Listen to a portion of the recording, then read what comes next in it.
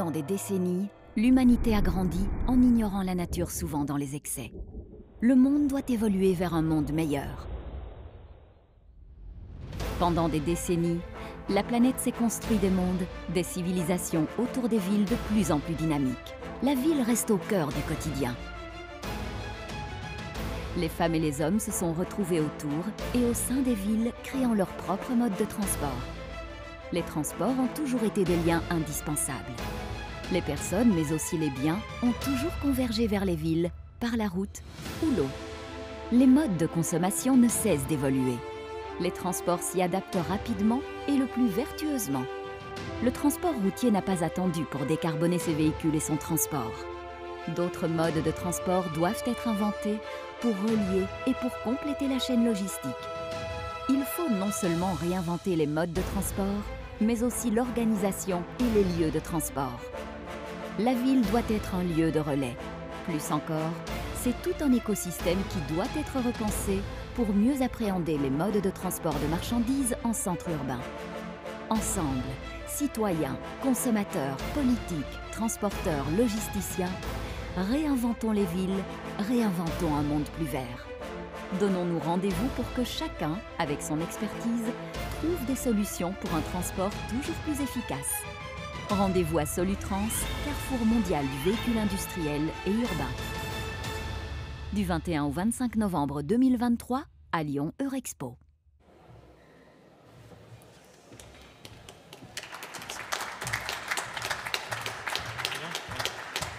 Et ça marche? Oui, ça marche. Eh bien, bonjour à tous, merci d'être là, bienvenue à Solutrans. C'est une première occasion de vous souhaiter surtout un très bon salon.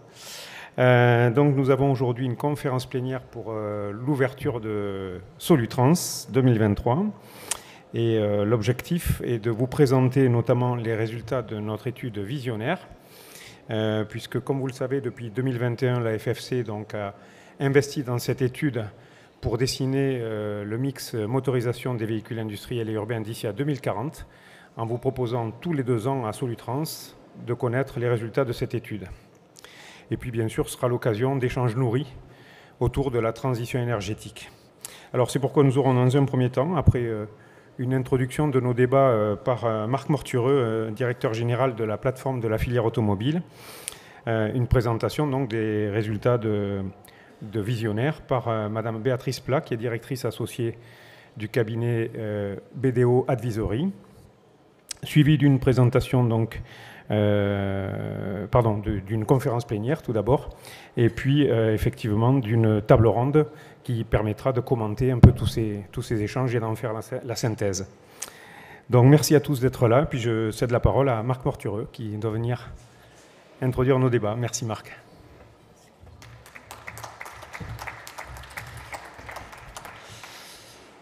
Bonjour à tous, merci de m'avoir invité, merci de m'avoir donné l'occasion voilà, d'introduire cette première table ronde plénière sur un thème qui est pour le coup fortement d'actualité, hein, sur les mutations de l'industrie, du véhicule industriel, du véhicule utilitaire. Alors pourquoi c'est d'actualité? Bon, on en parle depuis déjà un certain temps, tout simplement on le sait, hein, c'est les enjeux hein, du réchauffement climatique, c'est une feuille de route que nous avons, hein, sur la décarbonation de la filière. Alors on a fait une feuille de route sur le véhicule léger, on a fait une feuille de route sur le véhicule industriel. Moi je rappelle que globalement par rapport à l'engagement de la France de baisser de 50% ses émissions de CO2 entre 1990 et 2030, dans 7 ans, hein, eh bien le transport a la responsabilité d'une baisse par rapport à l'année dernière de près de 30% d'ici à 2030. Alors, une baisse de 30% d'ici à 2030, c'est en fait considérable. Il faut quand même savoir que les 30 dernières années, hein, depuis 1990, ça a plutôt augmenté, parce que les kilomètres parcourus ont augmenté. Et donc là, on doit faire une inflexion extrêmement forte, un renversement complètement de tendance dans un délai qui est extrêmement court. Voilà.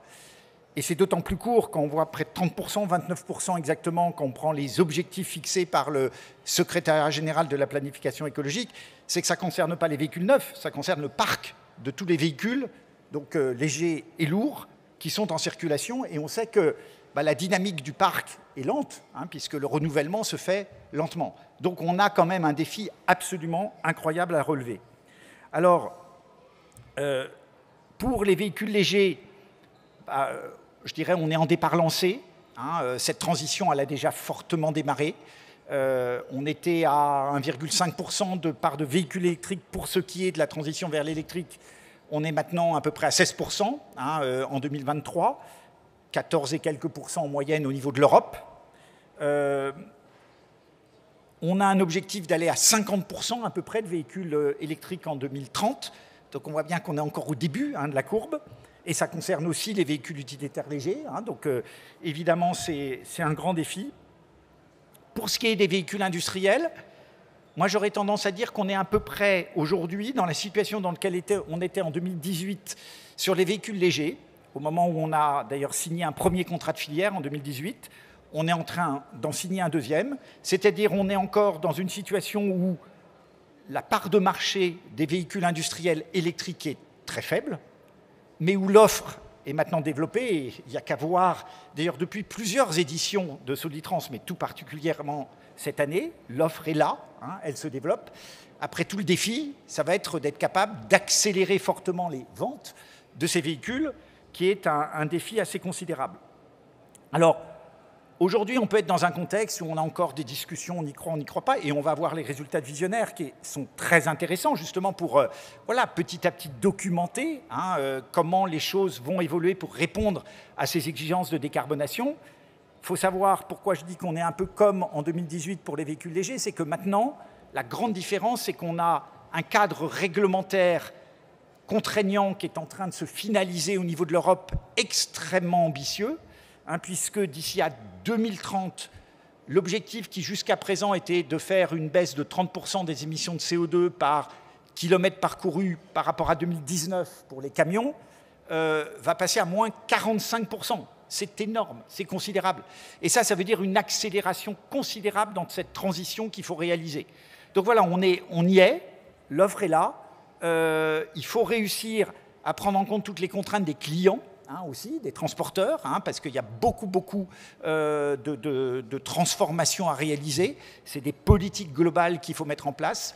Donc voilà, on est dans un défi assez considérable qui doit maintenant donc être mis en place, et je trouve que c'est des bonnes occasions d'avoir un grand salon comme Solutrans pour montrer justement tout le chemin qui a été parcouru jusqu'à présent pour réaliser les choses. Mais il faut avoir conscience que c'est des transformations radicales, à la fois pour les constructeurs, pour toute la filière derrière, mais aussi bien sûr pour les transporteurs, mais aussi, je dirais, pour tout l'écosystème élargi dans lequel ça se passe, puisqu'on ne réussira que si on travaille évidemment très bien avec nos amis énergéticiens, avec le monde des infrastructures et toute une série de nouveaux acteurs avec qui nous avons besoin de travailler pour réussir. Donc voilà, c'est un défi passionnant.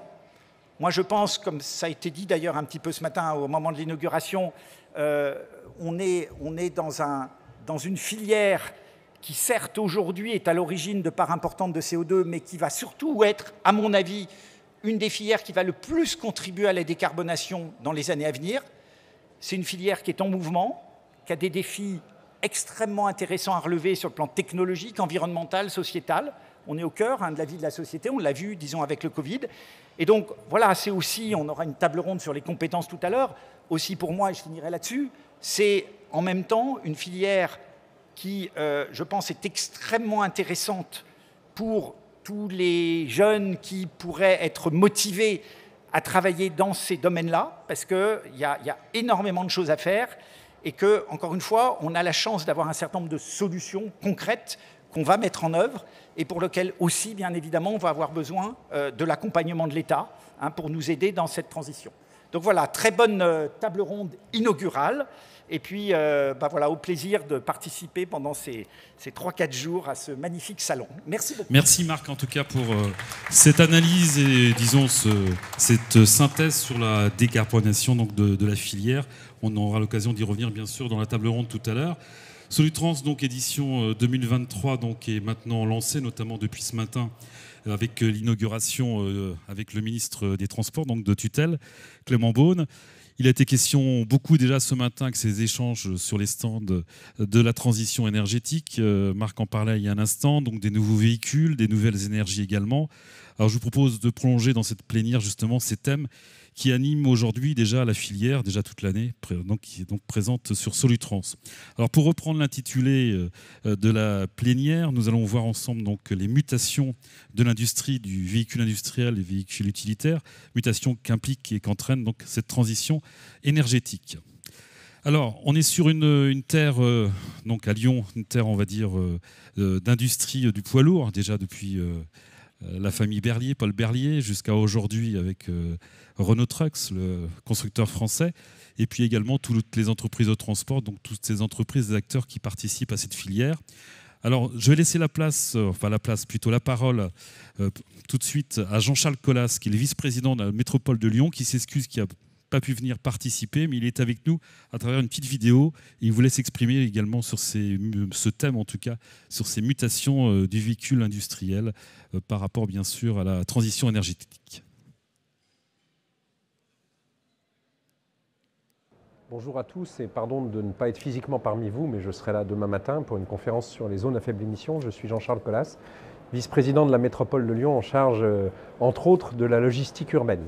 Et si je m'adresse à vous aujourd'hui, c'est parce qu'effectivement j'ai la lourde charge de mettre en place la zone à faible émission décrétée par la loi. Je suis assez optimiste. La stratégie nationale bas carbone va obliger la métropole de Lyon à diminuer fortement le nombre de voitures particulières qui vont circuler dans la métropole de Lyon. Ça va nous laisser de la place pour reconquérir de l'espace public et puis pour permettre aussi à la logistique de fonctionner un peu mieux. La logistique, elle ne va pas diminuer en volume. En revanche, il va falloir qu'elle se décarbone et c'est l'enjeu essentiel. L'enjeu essentiel qui a déjà commencé, je le sais. Beaucoup d'opérateurs se sont mis à la cyclo-logistique, aux véhicules électriques. On a aujourd'hui un vrai enjeu à accompagner l'ensemble de la filière logistique et de la filière professionnelle, avec les artisans et les petites entreprises, à la décarbonation des véhicules. Je crois beaucoup au rétrofit, qui est une bonne solution économique et écologique, notamment pour les petites entreprises et les artisans. Mais je crois aussi qu'il faut développer une logistique un peu plus lourde. On aura toujours des camions d'une vingtaine de tonnes qui continueront de desservir le cœur de la métropole de Lyon, avec notamment des grandes surfaces et des gros volumes. La massification est un enjeu important. Et donc, il faut absolument que les constructeurs avancent vers les solutions électriques qui viendront, d'ici 2-3 ans, remplir les rues de Lyon et de Villeurbanne, le cœur de la métropole de Lyon, le cœur de la zone à faible émission. Ce sera une vraie révolution et j'y crois beaucoup. Jean-Charles Colas, donc, qui m'a promis d'être demain ici pour la grande conférence d'ouverture sur les ZFE à partir de 9h30 dans cette même salle de conférence. On le sait bien, il n'y aura pas de transition énergétique, surtout dans la filière de véhicules industriels, sans les infrastructures, sans les réseaux routiers notamment, et autoroutiers. Je vais laisser la place à Louis Dupaquier, directeur des mobilités décarbonées de Vinci Autoroute. Il va venir nous rejoindre. Je lui laisse la parole pendant quelques minutes. Bonjour à toutes et à tous. Merci beaucoup pour cette invitation et merci de me laisser l'occasion de présenter très brièvement la vision de Vinci Autoroute en matière de décarbonation. Marc Mortiaux l'a dit en introduction, donc je ne vais pas revenir sur les chiffres du mauvais élève qu'est le secteur des transports, puisque c'est le seul secteur dont les émissions n'ont pas baissé depuis les années 90. Donc le gros du travail est encore devant nous. Je voudrais cependant rappeler quand même qu'on a tendance à l'oublier quand on parle de la décarbonation, mais que la route, les véhicules, c'est l'essentiel des déplacements de personnes et de marchandises aujourd'hui. Quasiment 9 déplacements sur 10 passent par la route, passent par le mode routier. Et que même si on atteint nos objectifs de report modal très forts, sur le fret ferroviaire, doubler la part du fret ferroviaire d'ici 2030, la passer de 9 à 18%, favoriser le vélo, les mobilités douces, etc. Même si on fait ça et qu'on arrive à un niveau très fort de report modal, en atteignant les objectifs que la France s'est fixés, qui sont très ambitieux, on va continuer à avoir l'essentiel des déplacements de personnes et de marchandises qui vont continuer à passer sur la route. Donc voilà, la route est pérenne. C'est vraiment ça qu'il faut avoir dans le discours. C'est la route qui sera le support de nos mobilités industrielles et lourdes de demain. Et donc ça veut dire quoi? Ça veut dire qu'on est obligé de décarboner les véhicules qui vont continuer à transporter les marchandises de notre industrie, de notre alimentation, etc. Une fois qu'on a dit ça, il y a effectivement de nombreux débats. On va dire, le véhicule léger a connu ça il y a quelques années. Finalement, on voit bien qu'avec les normes européennes, le véhicule lourd en prend la même destination. Hein. C'est le véhicule à zéro émission à l'échappement qui va s'imposer du fait des normes européennes. Ça veut dire qu'il va falloir électrifier les véhicules lourds, les véhicules utilitaires légers et les poids lourds et les tracteurs. Et il va falloir les électrifier également sur la longue distance. Alors, il y a l'hydrogène qui aura une part également, mais c'est là où Vinci Autoroute a évidemment un rôle à jouer, puisque le principe de la mobilité électrique, c'est que ça ne sera pas possible sans avitaillement en chemin pour les véhicules qui parcourront les plus longues distances. Et c'est un sujet absolument fondamental. Finalement, il faut absolument que la France, pour remplir ses objectifs, se dote d'une politique de l'offre. C'est un peu ce qu'on a commencé à faire sur l'électrification du parc de voitures électriques. Un frein à l'achat évident pour les ménages et encore plus pour des professionnels, c'est je ne vais pas acheter un camion électrique pour traverser la France si je ne suis pas certain qu'il y a un réseau de bornes public disponible de qualité, qui ne seront pas en panne, qui seront suffisantes, en nombre suffisant pour que je ne fasse pas la queue. Donc voilà, c'est ça qui est un enjeu absolument essentiel. C'est vrai pour l'électrique, mais c'est vrai pour les autres technologies de décarbonation qui existent aujourd'hui aussi, hein, qui vont avoir une part et qui est de plus en plus croissante. On peut penser aux biocarburants, au bio-GNV, mais également à l'hydrogène qui aura également une part. Mais c'est surtout l'électrique qui nous préoccupe, je dirais, parce que des investissements majeurs à réaliser dans les infrastructures, dans les réseaux, on en parlera tout à l'heure avec Enedis et Total Energy. Donc voilà les principaux enjeux de notre point de vue. C'est un immense défi qui est devant nous. C'est un défi qui nécessite aussi que tout l'écosystème se mette en place et se mette en marche sur ces sujets-là. Il faut les gestionnaires de réseau, il faut des énergéticiens, il faut des transporteurs, il faut des chargeurs, il faut des gestionnaires d'infrastructures. Il faut vraiment que l'ensemble des acteurs de la filière se mobilisent vers cet objectif de décarbonation qui est extrêmement ambitieux et on n'y arrivera pas si on ne le fait pas tous ensemble. Merci beaucoup. Merci beaucoup, Louis. Alors, on va poursuivre, vous le savez également, la transition énergétique, tout ce qui est équipement sur les véhicules lourds, utilitaires et lourds, participe aussi à la transition énergétique et sont de plus en plus pris en compte, puisqu'on sait sur le projet Euro 7, les pneumatiques et tout ce qui concerne les freins seront également pris en compte dans les mesures, en tout cas dans la norme Euro 7, donc en projet. On va parler justement pneumatique et je vais demander à Cyril Roger, qui est directeur de la communication scientifique et innovation chez Michelin, de venir me rejoindre. Cyril, et je vous laisse le micro et également la zapette. Voilà, allez-y. Alors du coup, je vais peut-être prendre celui-là. Okay. Ouais. Donc effectivement, alors on a un enjeu fort côté pneus, c'est effectivement de décarboner le pneu, mais au-delà de l'impact carbone, je pense qu'il faut aussi commencer à réfléchir à l'ensemble de l'impact environnemental des pneus. Et c'est ce qu'on fait chez Michelin, en se disant, bon, finalement, comment on peut rendre les pneus plus durables, avec une sélection essentielle, parce qu'on regarde souvent le problème de la décarbonation, mais il faut se rappeler quand même qu'un produit durable, c'est un produit qui réduit effectivement son empreinte environnementale, mais il y a d'autres composantes à prendre en compte, en particulier tous les aspects humains, éthiques, qu'il ne faut pas oublier. Je pense que si vous allez acheter un t-shirt et qu'on vous dit que ce t-shirt est durable, vous espérez qu'il n'a pas été fabriqué par des enfants de 5 ans au Sri Lanka. Donc il y a des notions à prendre en compte qui sont au-delà de l'aspect environnemental. Mais on va se focaliser aujourd'hui sur ce qu'on peut faire pour rendre le pneu plus durable et réduire son empreinte environnementale chez Michelin. Alors, on le voit bien, on a quand même une équation assez complexe, parce que d'un côté, effectivement, on veut réduire le réchauffement climatique, on veut lutter contre la raréfaction des ressources et protéger la biodiversité. Et en face, on a un certain nombre de leviers qui sont aussi complexes, comme le recyclage, les matériaux recyclés, les matériaux biosourcés, la longévité de nos produits, l'efficacité énergétique, les particules de pneus et les pneus en fin de vie. Et tout ça présente ce qu'on appelle des transferts d'impact. C'est-à-dire que moi, je peux mettre demain plus de matériaux recyclés dans mon pneu, mais sa performance ne sera pas meilleure, voire elle sera moins bonne. Donc en fait, je n'aurais pas réduit l'empreinte environnementale du pneu, je l'aurais augmentée. Et donc pour essayer de résoudre cette équation assez complexe, on utilise une méthode qui s'appelle l'analyse de cycle de vie, je pense que tout le monde connaît. On regarde l'ensemble de l'impact environnemental du produit tout au long de son cycle de vie, depuis l'extraction des matières premières et la conception du produit, sa fabrication, la logistique pour l'emmener dans les lieux de vente, son usage sur les véhicules, et puis surtout la collecte et valorisation. Voilà. Alors, quand on fait ça sur un pneu, on s'aperçoit qu'en fait, la grande majorité de l'impact environnemental se produit lorsque le pneu est monté sur un véhicule. Alors ça, c'est un exemple pour un pneu tourisme. Voilà, vous avez plus de 84% de l'impact environnemental qui se produit quand le pneu est monté sur un véhicule, dans la phase d'usage. Et vous avez à peu près 13%, donc on va dire entre 10 et 15 suivant les pneus, qui est lié aux matières premières qu'on utilise. Voilà. Et ensuite, vous avez les autres impacts, fabrication, logistique, collecte et valorisation. Alors, ce n'est pas parce qu'elles sont petites en impact aujourd'hui qu'on ne travaille pas dessus. Et d'ailleurs, on travaille dessus, j'en parlerai rapidement. Alors, quand on regarde l'impact, c'est une méthode maintenant qu'on a déployée sur tous nos produits, tous les produits du groupe, et on voit que c'est globalement la même chose pour tous les pneus.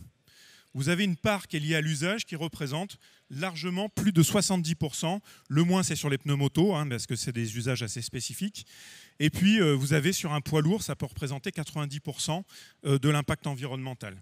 La seule exception qu'on connaisse aujourd'hui, ce sont les pneus de compétition, dans lesquels, en fait, comme la partie usage est très courte, la majorité de l'impact provient des matériaux qu'on utilise. Et c'est d'ailleurs pour ça qu'en fait, on a commencé à travailler les matériaux, on va dire, durables sur nos pneus de compétition pour les expérimenter. Alors, qu'est-ce qu'on fait chez Michelin pour essayer de réduire l'empreinte environnementale? Voilà les leviers qu'on a à notre disposition, qui sont les leviers de performance. Alors, je vais commencer par la partie usage. La partie usage, le premier levier le plus gros, alors c'est normal puisque c'est le réchauffement climatique, hein, c'est les émissions de CO2, c'est ce qu'on appelle la résistance au roulement. C'est l'efficacité énergétique du produit. Un plein sur 5 sur une voiture est consommé par la résistance au roulement des pneus, un plein sur 3 sur un poids lourd. D'accord? Donc c'est énorme. Ça, c'est le fait que le pneu, quand il se déforme, il produit de l'échauffement qui ne sert à rien. D'accord? Ce sont des matériaux thermoélastiques. Et donc, en se chauffant, il perd de l'énergie. Et cette énergie, elle impacte la consommation du véhicule, alors d'essence ou d'énergie. Hein. Sur un véhicule électrique, c'est exactement la même chose. Vous avez même une phase qu'on appelle le freinage régénératif sur une voiture, par exemple, ou sur un poids lourd, quand c'est électrique. Même le pneu là, va absorber une partie de l'énergie qui devrait retourner dans la batterie, qui va être absorbée par le pneu en énergie. Voilà. Donc ça, c'est le plus gros levier. Alors ça tombe bien, puisque ça fait plus de 30 ans que Michelin travaille sur réduire la résistance au roulement des pneus. On a commencé dans les années 90, avec l'introduction de la silice dans nos pneus. Et depuis, que ce soit en poids lourd ou en tourisme, on a réduit par 2 la résistance au roulement de nos pneus. Donc ça, c'est le levier le plus important. Et celui-là, il joue vraiment sur le réchauffement climatique et les émissions de CO2. Le deuxième, c'est ce qu'on attend d'un produit durable. C'est un produit qui dure, forcément. Donc c'est la longévité. Un pneu qui fait 40 000 km en tourisme, il sera bien plus durable qu'un pneu qui en fait 20 000. Et là aussi, en poids lourd, un pneu qui fait 200 000 km, c'est bien plus intéressant d'un point de vue impact environnemental qu'un pneu qui en fait 100 000. Et c'est là aussi qu'on a un rôle très très important qui est joué par le rechapage, puisqu'avec la même carcasse, vous allez pouvoir faire 1 million de kilomètres. Et c'est pour ça qu'aujourd'hui, le rechapage, il influe énormément sur la part d'usage du véhicule dans son empreinte environnementale. Donc là, c'est clé en termes d'impact.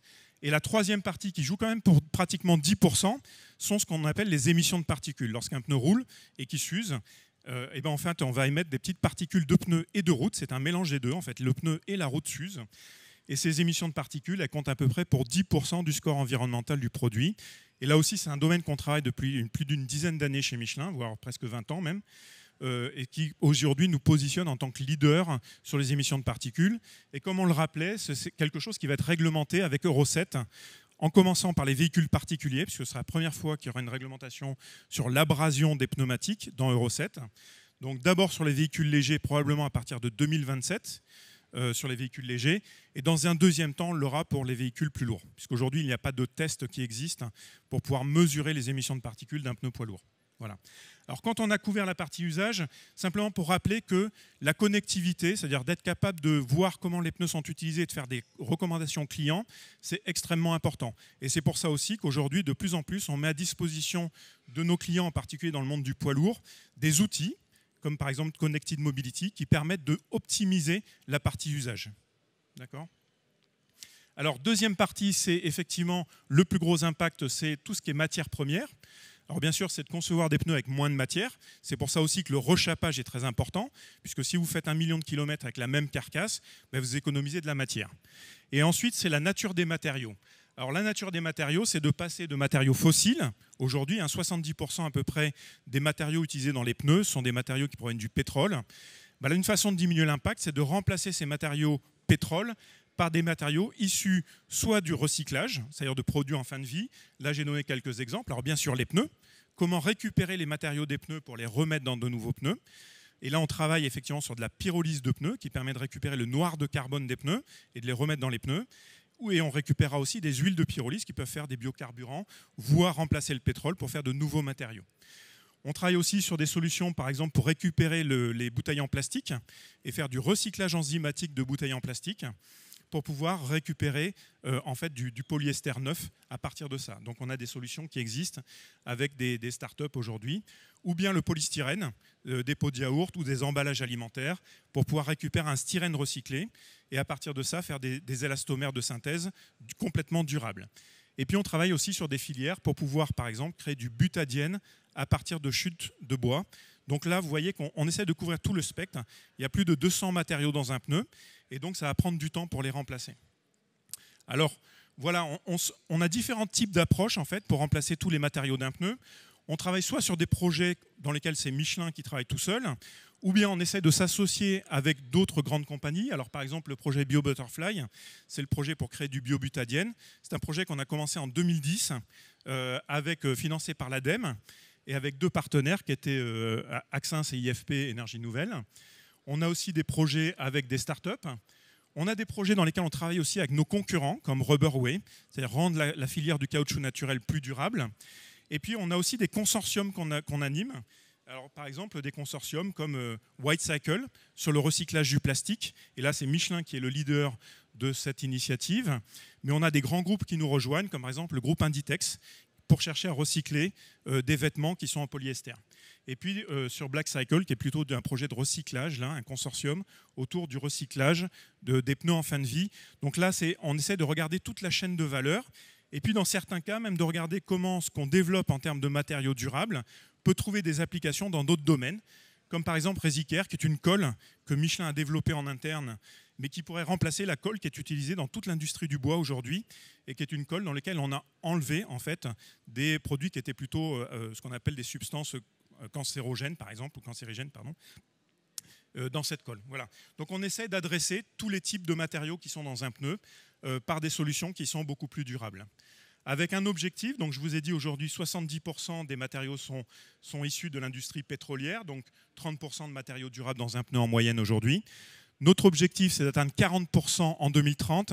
Alors pour vous donner un ordre d'idée, ça veut dire qu'entre aujourd'hui et 2030, on aura accumulé à peu près 13 millions de tonnes de matériaux durables dans nos pneus, en cumulé. Et l'objectif, c'est bien sûr, avec notre pneu Vision, que vous pouvez venir voir sur le stand, c'est d'atteindre 100% de matériaux durables à l'horizon 2050. Alors, et pour nous, ce qui est important, c'est un pneu plus durable. C'est un pneu, bien sûr, qui réduit son empreinte environnementale, mais qui conserve toutes ses qualités d'origine. C'est-à-dire qu'on ne fera pas des pneus qui sont moins bons parce qu'ils ont des matériaux durables. Il faut que les performances aujourd'hui qu'un client attend d'un produit Michelin, on les conserve dans un pneu qui a des matériaux renouvelables ou recyclés. Et enfin, c'est un pneu qu'on est capable de produire à grande échelle. Voilà. Et ça, c'est très très important. C'est pas parce que l'enjeu pour nous, c'est vraiment de faire tous les pneus de Michelin aujourd'hui avec des matériaux renouvelables et recyclés. Voilà, merci. Merci Cyril, très intéressant en tout cas. On va passer donc aux deux études et on va commencer bien sûr par la présentation de l'étude Visionnaire, deuxième édition. Et je vais demander de nouveau à Didier Dugrand, donc délégué général de la FFC, de venir me rejoindre. Didier, tu préfères quel micro ? Merci. Oui, donc effectivement, quelques mots sur cette étude qui nous tient beaucoup à cœur. C'est un gros investissement, je tiens à le dire, de la part de la Fédération. Ce matin, on évoquait l'investissement que l'industrie doit faire dans le cadre de la transition énergétique.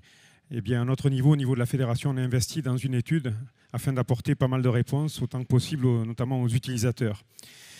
Juste un mot quand même sur Solutrans, je voulais juste rappeler que c'est 5 jours de salon. Et qu'effectivement, on est sur 90 000 m², plus de 1000 exposants, et qu'en fait, voilà, on essaie de détailler les solutions mises en œuvre pour les utilisateurs et sur la neutralité carbone. Sur les solutions mises en œuvre pour les utilisateurs.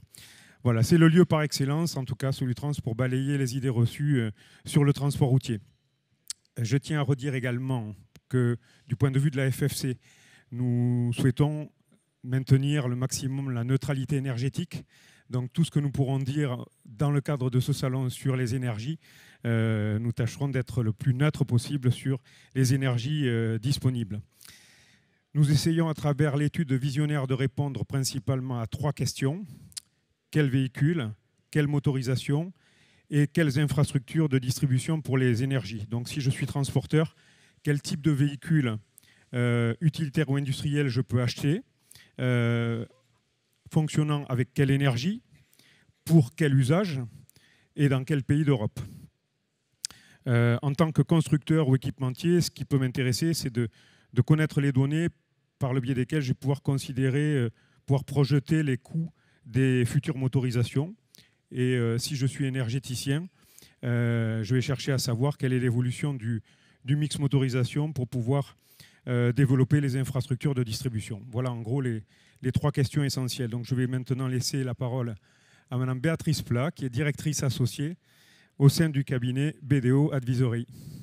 Béatrice.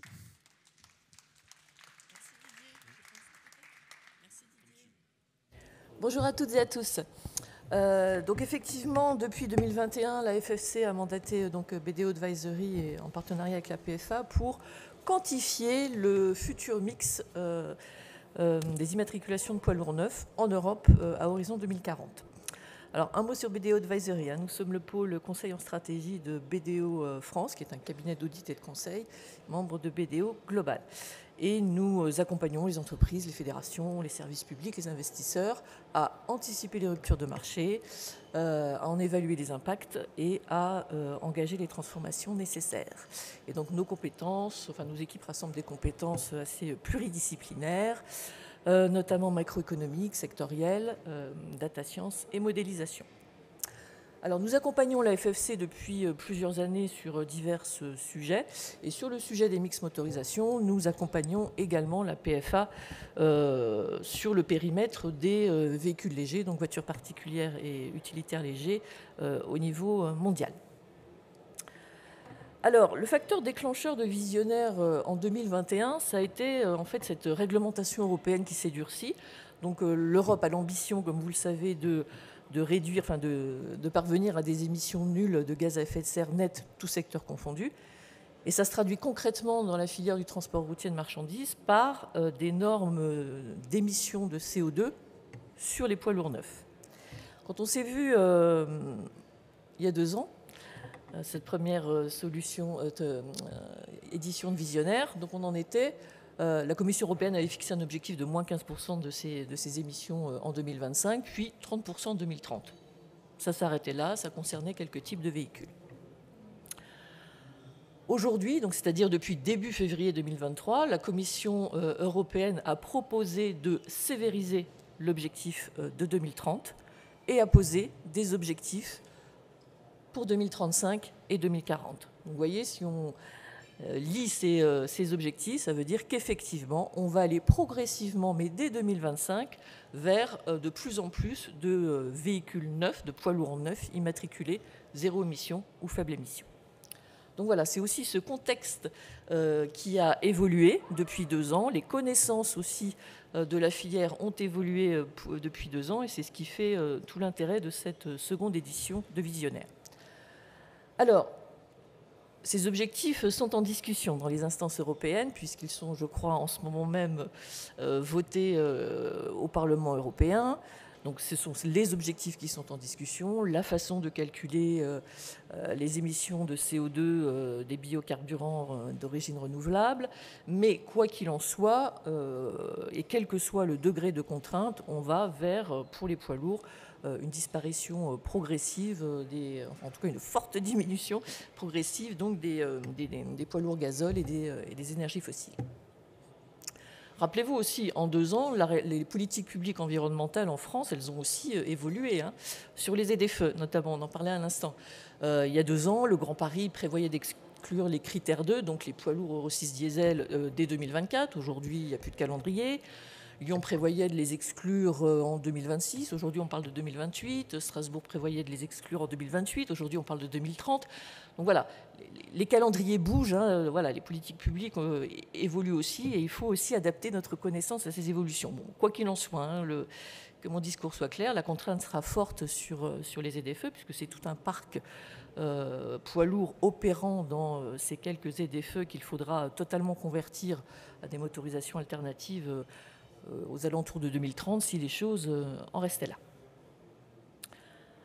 Alors, à quoi s'emploie Visionnaire? Eh bien, à donner à voir ce que pourraient être les trajectoires du mix des motorisations des poids lourds neufs en Europe. Donc là, je vais sortir de la France et je vais vous emmener en Europe.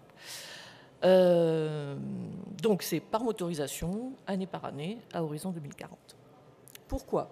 Pour que la filière puisse comprendre, se préparer et agir. Alors comment avons-nous procédé? Nous avons sollicité les contributions d'acteurs de la filière, constructeurs, équipementiers, énergéticiens, loueurs, transporteurs, chacun étant expert de son domaine et ayant une visibilité sur l'évolution des coûts dans son domaine.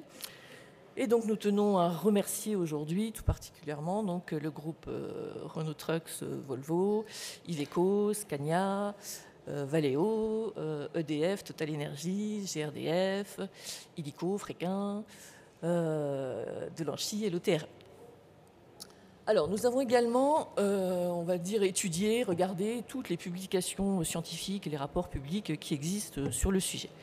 Tout ça pourquoi? Eh bien, pour définir un ensemble d'hypothèses d'évolution des prix, des coûts de 2025 à 2040 sur tout un ensemble d'hypothèses, des hypothèses d'offres, des hypothèses d'usage, des hypothèses de coûts d'usage, de coûts d'achat, etc. Alors, nous avons dû faire parfois des compromis parce que les avis sont parfois divergents. Donc, nous avons été amenés, nous, BDO Advisory, amenés à faire des choix.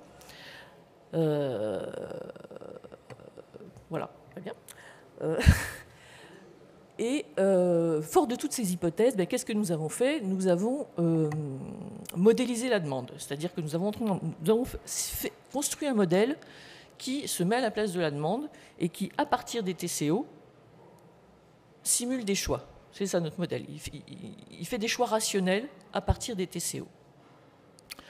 Donc ça veut dire que comme le modèle est régi par la demande et par le TCO, ça veut dire que le modèle n'introduit aucun objectif politique ni aucune feuille de route stratégique.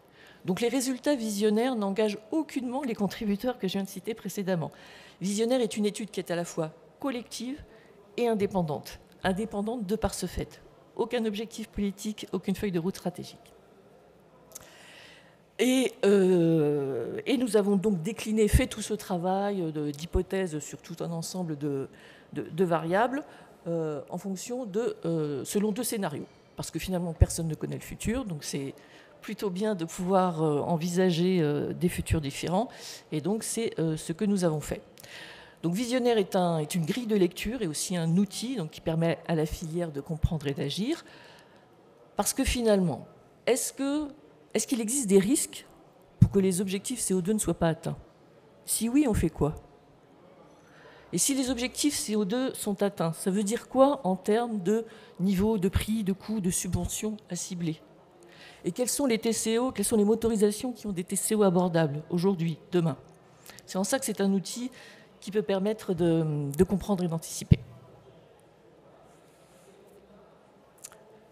Alors, Visionnaire considère 11 motorisations dans son modèle, donc le gazole, 2 versions hybrides, 2 biodiesel, le gaz qui deviendrait biogaz. Dans nos hypothèses, le gaz deviendrait biogaz à partir de 2030, 2 hydrogènes, donc un moteur électrique alimenté par une pile à combustible ou directement comme carburant dans un moteur à combustion, et puis le véhicule à batterie sous 2 versions. Donc ce sont peu ou prou les motorisations qui étaient retenues dans la première édition de Visionnaire, sauf qu'aujourd'hui le PHEV, le plug-in hybride, n'est plus proposé, et puis que nous avons choisi de moduler, on va dire, la motorisation BEV en 2 types d'autonomie pour couvrir un maximum d'usages. En fait, il s'agit d'une seule et même motorisation.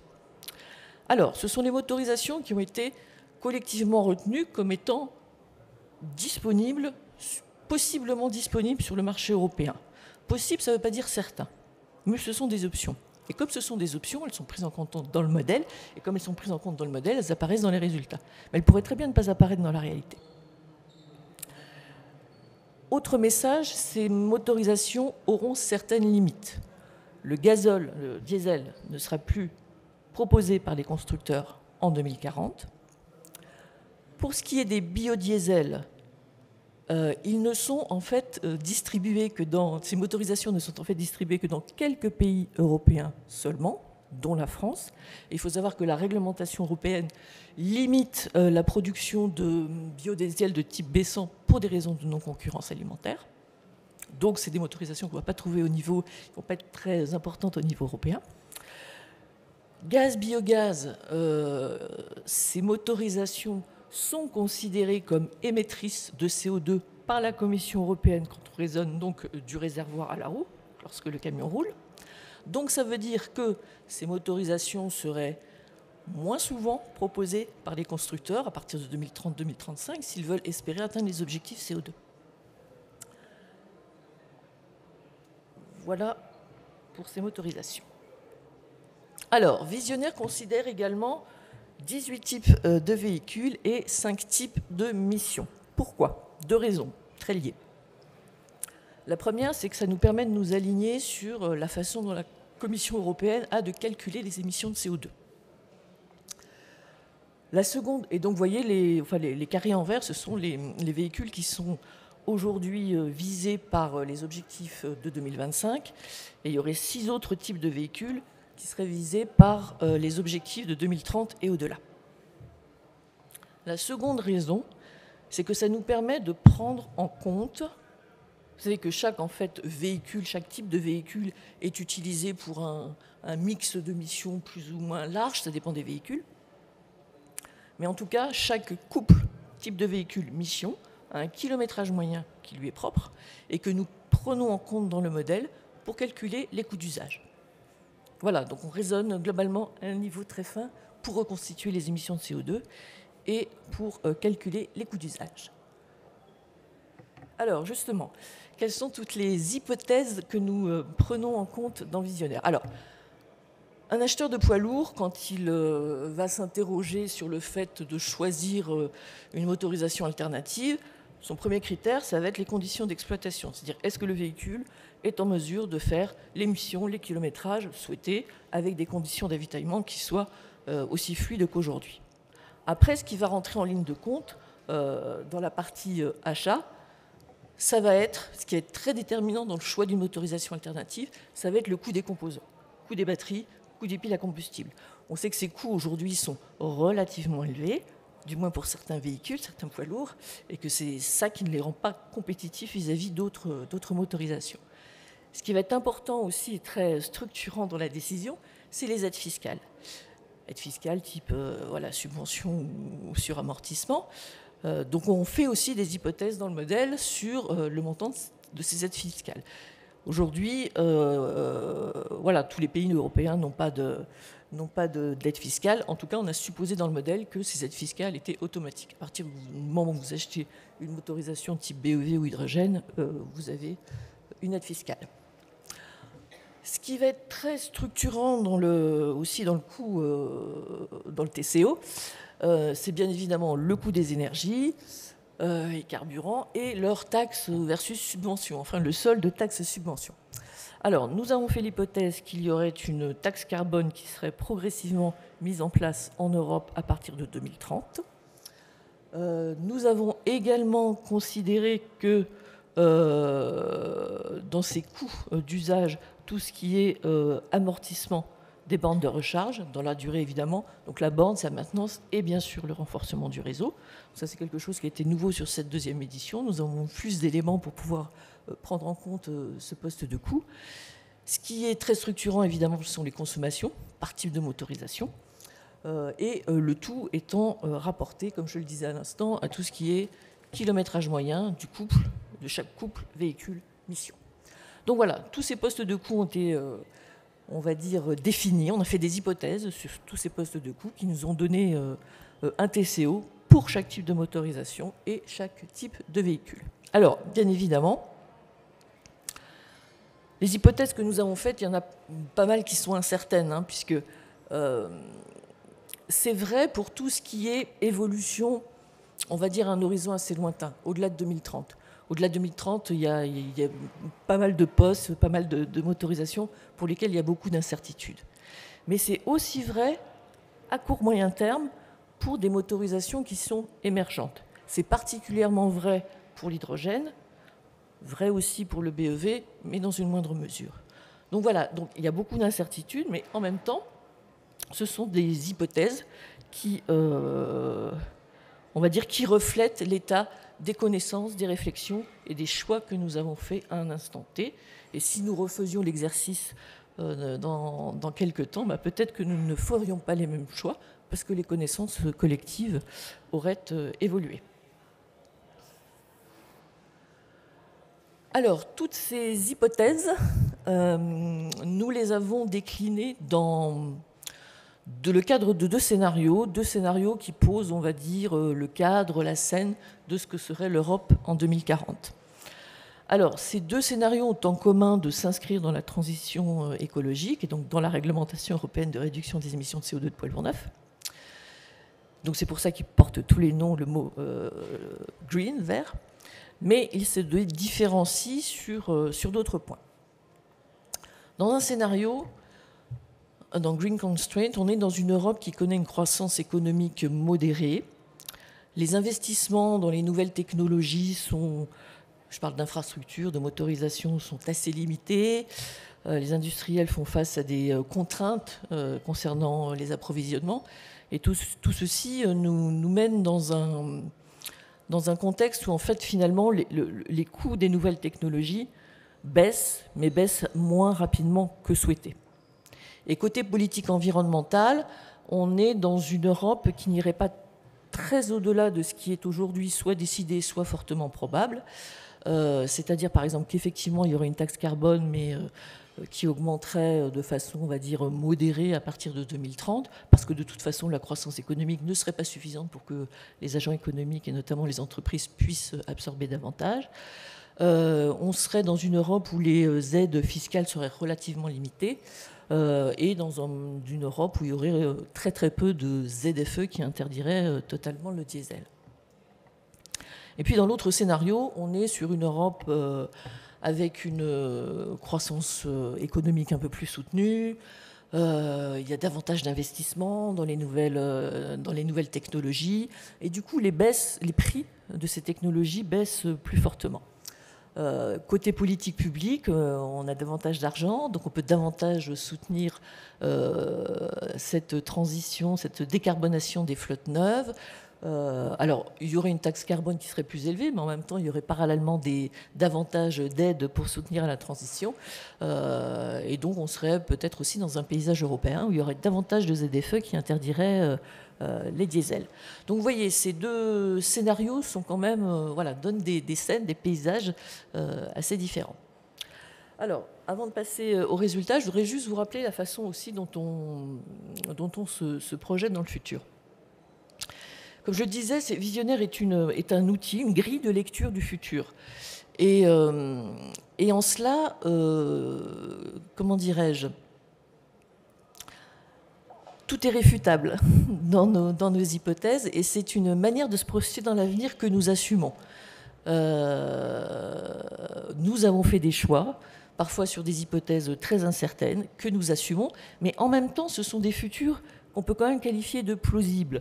Parce qu'à la fois, ça prend en compte des tendances court-moyen terme assez bien identifiées, et à la fois, ça prend en compte des incertitudes, mais toujours dans des valeurs qui sont, on va dire, plausibles. Alors, regardons déjà les résultats de Visionnaire. Donc, on est au niveau européen, on est sur le marché du neuf européen, et on est à 2030. Mais je vous invite tout de suite à regarder déjà 2025. 2025, c'est demain, hein, c'est après-demain. Alors vous voyez que les motorisations diesel et hybridées, hein, c'est les grilles hein, qu'on peut mettre à peu près dans la même famille, sont encore très dominantes sur le marché. Et on voit que les motorisations alternatives, toutes cumulées, elles font 16%, avec le gaz en tête. 16%. Aujourd'hui, en Europe, sur 9 mois 2003, on est à 4,5%. Ça veut dire qu'il faudrait faire quasi x4 en 2 ans. C'est énorme. Ça veut dire que la filière devrait nettement accélérer sa transition par rapport à 2023. Et quand on regarde les résultats de 2030, alors on a toujours une part, on va dire, qui est importante des motorisations diesel et de leur version hybridée. Les deux scénarios peuvent être qualifiés de pluritechnologie. C'est assez logique, hein, on est dans une transition, mais dans le scénario Green Growth, la transition est un petit peu plus rapide, puisque ces motorisations diesel et hybridées font 5 points de moins déjà de pénétration que dans le scénario de gauche. Donc la transition est un peu plus rapide déjà. Mais ce sont tous deux des scénarios pluritechnologiques, avec néanmoins, parmi les motorisations alternatives, la motorisation électrique qui émergerait très rapidement, suivie de celle du gaz. Bien évidemment, tous ces résultats supposent que les infrastructures et l'énergie soient disponibles. Si les infrastructures ne sont pas là, si les énergies ne sont pas disponibles, ces scénarios ne se réaliseront pas. De la même manière, ces résultats sont conditionnés au fait qu'il y ait des aides fiscales. Si les aides fiscales ne sont pas au rendez-vous, ces scénarios ne se réaliseront pas. Projetons-nous maintenant un petit peu plus loin, en 2040. Ah oui, non, j'ai oublié de vous dire quelque chose, très important. On a simulé, je vous parlais des incertitudes. Il y a beaucoup d'hypothèses qui sont incertaines aujourd'hui, et je vous disais particulièrement sur l'hydrogène. Alors, pour pouvoir tester, allez, à titre d'exemple, l'impact d'une variable. Si on prenait un prix d'hydrogène un petit peu plus bas, et c'est ce que nous avons testé, on a fait un test de sensibilité, qu'est-ce que ça donnerait? Ben, vous voyez, si on prenait le prix de la molécule hydrogène plus bas que dans les scénarios, ben, on aurait une pénétration de l'hydrogène, qui est ici en bleu, multipliée par 2 dans les deux scénarios, et au détriment de toutes les autres technologies, toutes les autres motorisations. Et donc maintenant, projetons-nous à 2040, un petit peu plus loin, parce que là, on serait dans des Europes très différentes. Dans un cas, dans le scénario Green Constraint, on aurait moitié du marché européen qui serait batterie, et les véhicules électriques à batterie, et l'autre moitié qui serait assez pluritechnologie. Et dans l'autre cas, on serait dans une Europe qui se partagerait assez largement entre véhicules à batterie et véhicules hydrogène. Et là, pareil, hein, si à titre d'exemple, pour voir l'effet que ça donne, on simule un prix de la molécule hydrogène un peu plus bas, bah, dans le premier cas, on serait aussi x2 en termes de pénétration pour l'hydrogène, et puis dans l'autre cas, on serait sur un marché de l'hydrogène qui représenterait la moitié du marché européen. Donc vous voyez, hein, différentes trajectoires possibles et qui sont intéressantes à étudier, à regarder pour justement nous préparer à agir. Alors, est-ce que ces scénarios atteignent les objectifs CO2? Il y a 2 jalons qui posent question. 2025, 2040. 2025, aucun des scénarios ne parvient à respecter les objectifs CO2. Il manque très peu de choses, il manque 5 points. 2040, un des 2 scénarios, le Green Constraint, celui qui était à gauche, ne parvient pas à respecter les objectifs CO2. Il manque 15 points. Donc ça veut dire que sur ces 2 jalons, et dans les 2 cas, il faudrait qu'on ait encore plus de véhicules zéro et faible émission. Donc rappelez-vous les résultats de tout à l'heure. Quand je vous disais que déjà à 2025, faire x4 en 2 ans en motorisation alternative, c'était déjà énorme, bah là, ça nous dit qu'il faudrait faire encore plus, si on veut respecter les objectifs. Alors, quels sont les leviers pour la filière face à ce constat ? 2025, il faudrait plutôt s'attacher à ce que les aides fiscales soient renforcées au niveau européen. Il faut savoir qu'aujourd'hui, il y a des pays, alors les pays les mieux disants, hein, grosso modo, c'est l'Allemagne et l'Espagne. Il y a des pays qui ont des dispositifs, mais les plafonds d'aide sont quand même très bas, enfin insuffisamment élevé pour permettre au marché de décoller, cas par exemple de l'Italie ou du Royaume-Uni. Et il y a des pays qui n'ont aucune aide, exemple la Pologne. Donc il faudrait que 2025, à l'échelle européenne, ces dispositifs d'aide se renforcent assez sensiblement si on veut espérer atteindre les objectifs. 2040, on est dans le scénario Green Constraint, donc on est quand même dans une Europe qui connaît une croissance économique assez modérée. Hein, rappelez-vous, les investissements sont illimités. Bien que nous soyons dans ce, on va dire, dans ce contexte économique contraint, il faudrait faire quand même des efforts pour que les prix des véhicules à batterie, des véhicules hydrogène baissent plus rapidement que ce qui est injecté aujourd'hui dans les hypothèses.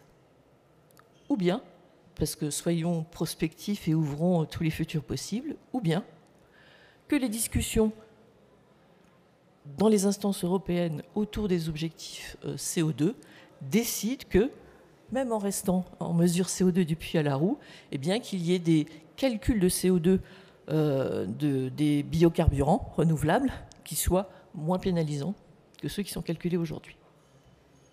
Plusieurs leviers possibles. Alors, là, je vous ai montré les résultats Europe, et qui en fait sont la somme de résultats plus détaillés par pays, notamment la France. Sachez que les résultats France sont différents de ceux de l'Europe. Pourquoi ? Parce que dans nos hypothèses, chaque pays a des prix des énergies qui sont différentes, et chaque pays a des montants de subventions, des aides fiscales qui sont différentes. Ces résultats pays sont eux-mêmes issus de l'agrégation de simulations, donc de ce modèle d'arbitrage de la demande via le TCO qui ont été faites pour chaque véhicule segment, tracteur, porteur supérieur à 16 tonnes, porteur inférieur à 16 tonnes, inférieur à 7 tonnes 5, etc.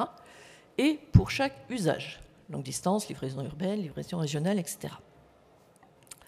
En résultat intermédiaire, tous les TCO pour chaque couple type de véhicule motorisation, par motorisation, donc des TCO qui distinguent la partie usage et la partie achat, qui sont le cœur, on va dire, de notre modèle d'arbitrage de la demande.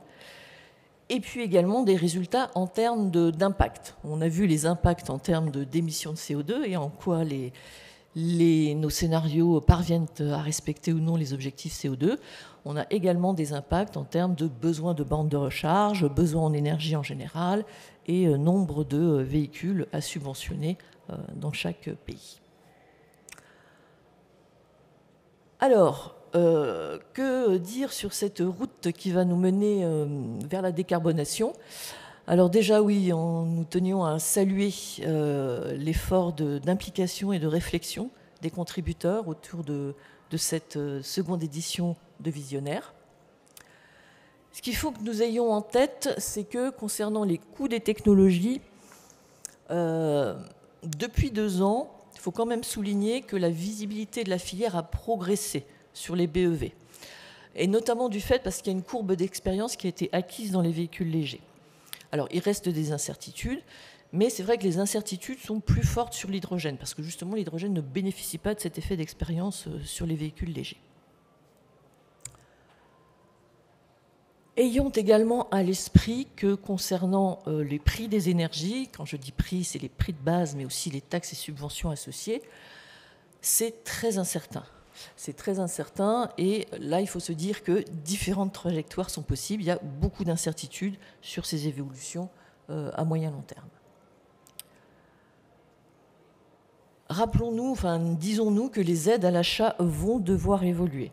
Donc, soit dans les montants proposés, il y a certains pays pour lesquels les montants progressent. Il y a les pays les moins disants d'aujourd'hui, il faut qu'ils relèvent un petit peu le plafond.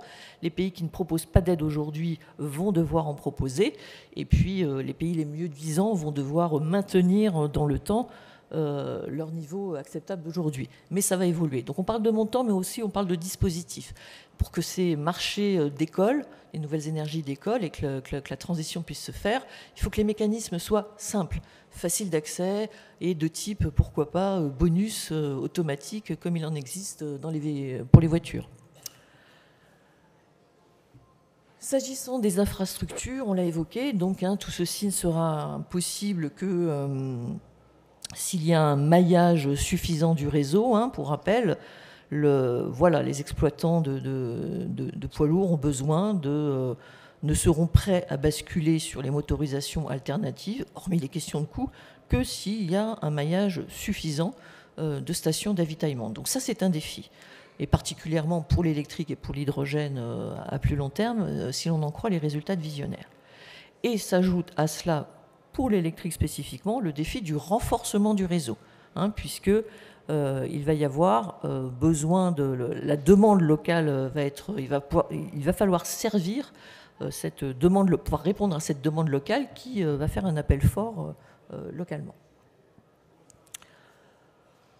Pour les exploitants de poids lourds qui s'engageront dans le véhicule électrique, les choses vont changer. C'est toute une partie du métier qui va changer quand même, puisque il faudra avoir dorénavant une infrastructure privée. Et donc on a fait l'hypothèse dans Visionnaire qu'il y avait une borne de recharge par véhicule au dépôt pour une recharge lente la nuit.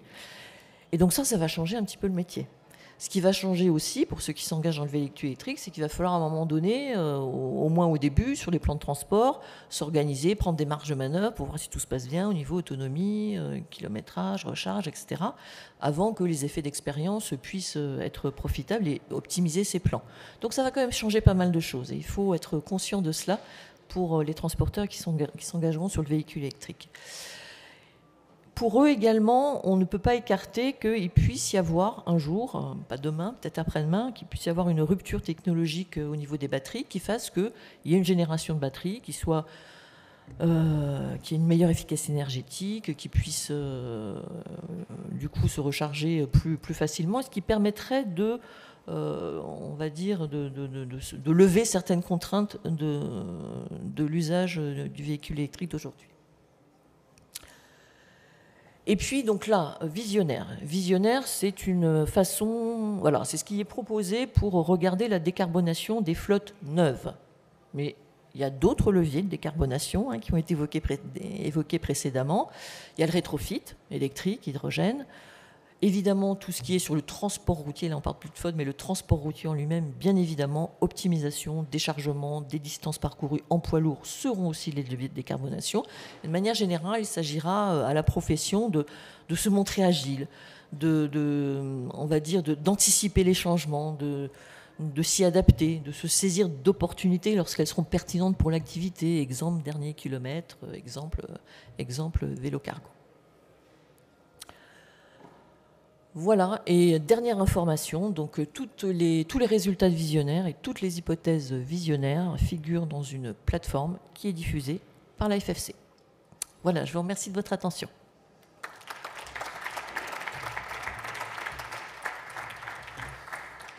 Merci Béatrice. Didier Dugrand vous donnera les modalités pour vous procurer l'étude en fin de plénière. Alors on parlait d'infrastructure tout à l'heure. Bon, je vous propose de découvrir maintenant, puisqu'elle va être révélée, je crois, l'étude sur les besoins de recharge électrique sur les principaux axes routiers français pour le transport routier de marchandises de longue distance, réalisée par Total Energy, Enedis et Vinci Autoroute. Et Stéphane Chambon, directeur Affaires publiques et comptes stratégiques de Total Marketing France, et Pierre de Firmas, directeur mobilité électrique d'Enedis, j'y arrive, viennent bien nous rejoindre et nous présenter cette étude. Voilà, je vous laisse le... Allez-y. Merci Hervé. Et on va essayer finalement de venir zoomer sur cette transition énergétique, en tous les cas sur la partie du véhicule lourd électrique et dans un cas d'usage assez particulier qui est celui de l'itinérance et d'apporter dans tous les cas des premiers éléments de réponse. Je voudrais... alors on le fait à deux voix. Je vais faire d'une certaine manière présenter le sujet, le contexte, comment on s'est organisé. Je voudrais remercier les organisateurs pour nous permettre de profiter de cette tribune pour vous présenter en tous les cas ces résultats, les principaux résultats en avant-première. Je sais que c'est un sujet qui finalement est assez attendu par l'écosystème.